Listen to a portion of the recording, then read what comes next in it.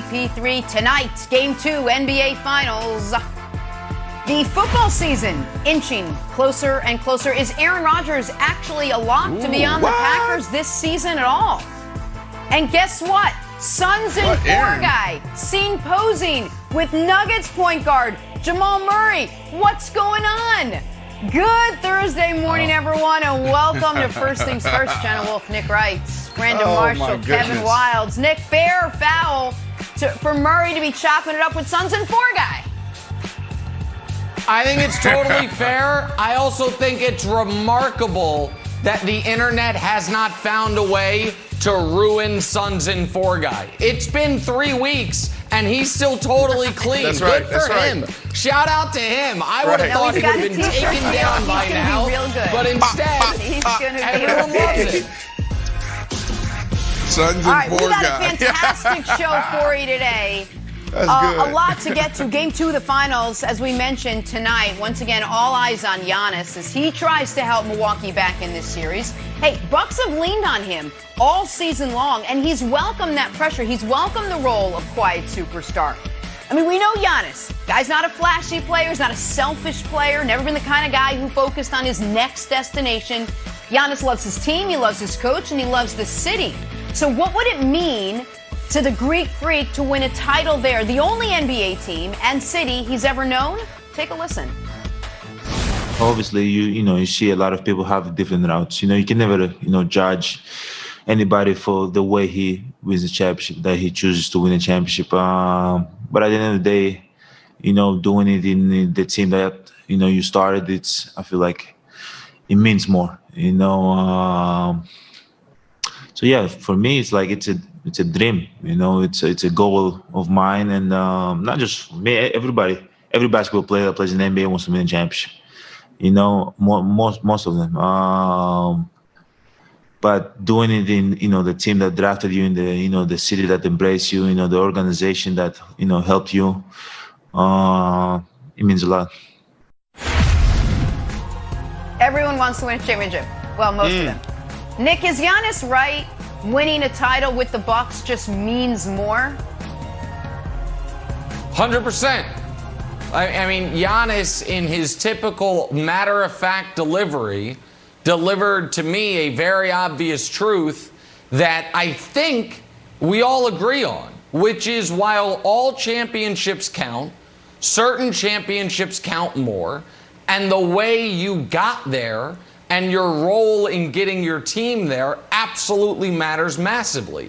And it's not just, Brandon, that this is the team that drafted Giannis and developed Giannis.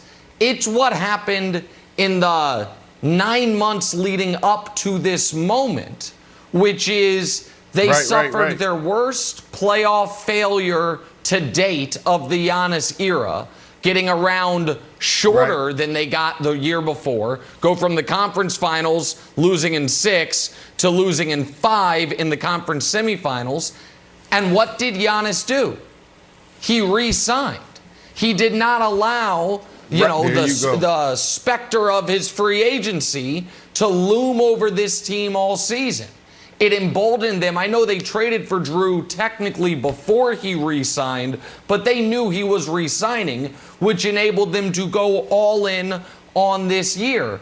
And Brandon, I do not think it is an exaggeration to say that if Giannis was a pending free agent, that Brooklyn series could have gone differently, even given all the injuries. If everyone knows, oh my God, if we lose this series, Giannis might be walking out the door.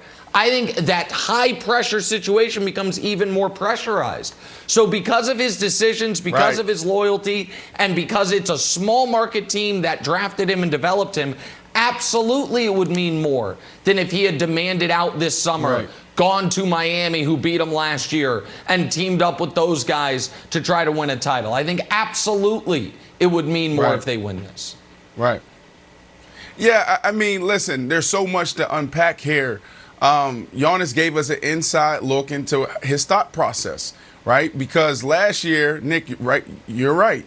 Last year, everybody thought, man, Giannis could be on the move. Giannis probably should be on the move, how things ended in the bubble. And this guy sat down and he stayed, and the topic was the difference between American players and international players. So that took us into his thought process when he talked about loyalty, and he talked about, getting it done with the people who believed in you from the start. But here's the deal. There's a huge difference. I'm gonna double down on this whole conversation, international players and American players. There's a difference between business and personal. As an athlete, it's all personal for you. So you grow up as a kid, 6 years old, it's personal, it's personal, it's personal. So Giannis' thought process is actually healthy, it's natural. This is what it's supposed to be like. But here in America now, our players have gone from being, approaching the game in a personal matter to now business. The owners, it's all business for them. They're looking at the bottom line. They're looking at their KPIs and metrics. They're looking at what have you done for me lately? And the players for so long have approached the game, all games, like, well, you know what? I love this. I love this team. I love the fan base. And on the other end, the owners operate totally different. So now in America, whether you're in the NBA, you're in the NFL, Wilds, now these guys are saying, you know what?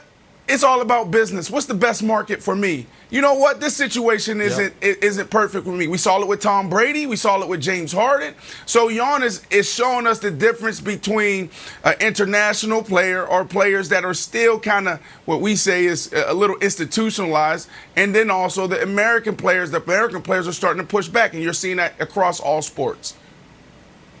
So I wonder if it's less of a domestic versus international sort of split and more of an age thing. Like, it feels like an old school way of thinking, but old school way of thinking is actually old people talking about when they were young. So there's like a sweet spot where you're very impressionable, and it's the same reason why, like, you hear like people valuing like young audiences, like, oh, this platform has a young audience. Like, why does a young audience matter so much? Old people have more money. Some young people don't even have jobs. Like, oh, we really want that young audience.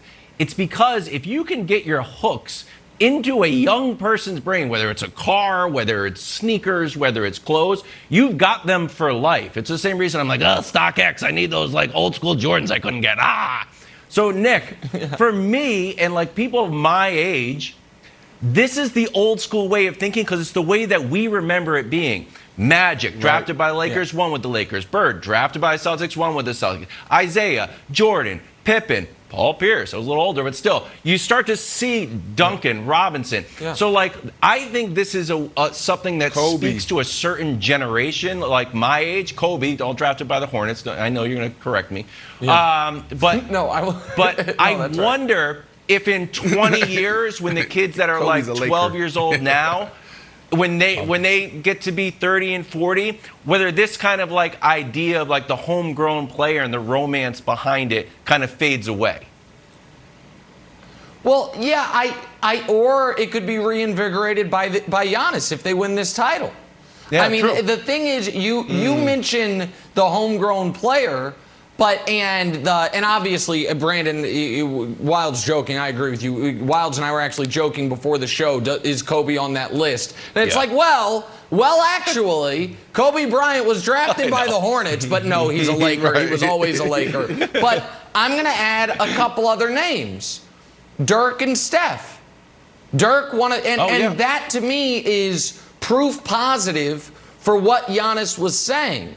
Because, I mean, I don't know, do we have a list of the last 10 years, the titles that have meant the most? Maybe we do. Let's put it together quickly. Yeah, there it is. So, look. Oh, I did make this. Okay, good. Good list. So, here's the last 10 titles. I just want to focus on the top three.